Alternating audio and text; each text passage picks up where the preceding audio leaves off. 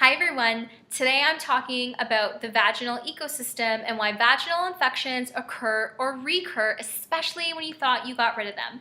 So the most important thing that you need to know is that vaginal pH should be acidic, which means that it should be between 3.8 and 4.5, and any changes in that may cause dysbiosis, which is essentially an unhealthy balance of the bacteria. Typical bacteria that we can find in the vaginal ecosystem are lactobacilli, which are really great bacteria. This is the bacteria that we want, and we'll go ahead and keep all the bad bacteria in check.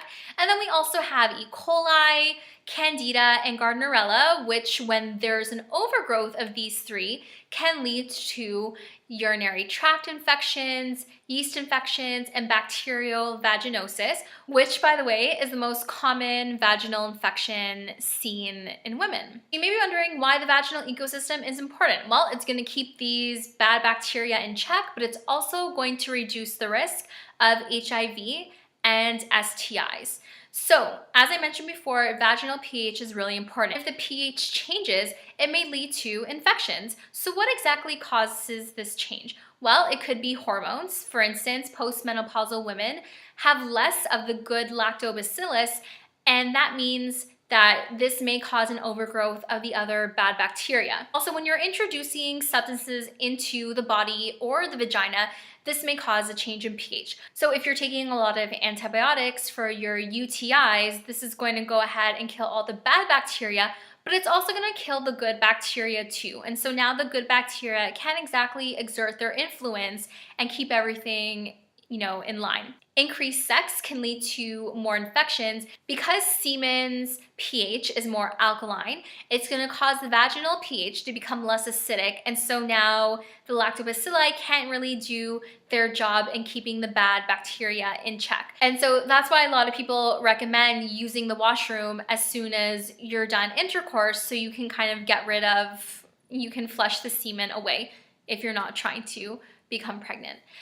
Similarly, our periods can actually go ahead and change the vaginal pH because blood is more alkaline, and that's why some women may notice more infections around the time of their period.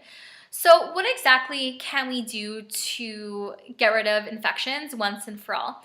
Well, many women will go ahead and visit their pharmacy to pick up whatever product, and that's fine. I don't think any woman wants to live with a vaginal infection. What you need to remember is that if you're killing all the bad bacteria, you may be killing the good bacteria as well, but if you're not reintroducing good bacteria into the system, then you're not going to be able to get the pH back where it should be, right? You're not restoring that healthy balance. So naturopathic doctors will go ahead and have women take probiotics and prebiotics and even some herbs to restore that balance. Now, I'm not saying that you should run to the grocery store and get, that probiotic yogurt or even drink some more kombucha, because there are particular strains of probiotics that will work better than others. And this has been shown through extensive research. So I highly encourage you to check out my blog post to learn more about these specific strains, so you're not choosing the wrong product, and for other tips on how to manage and hopefully get rid of these infections for good.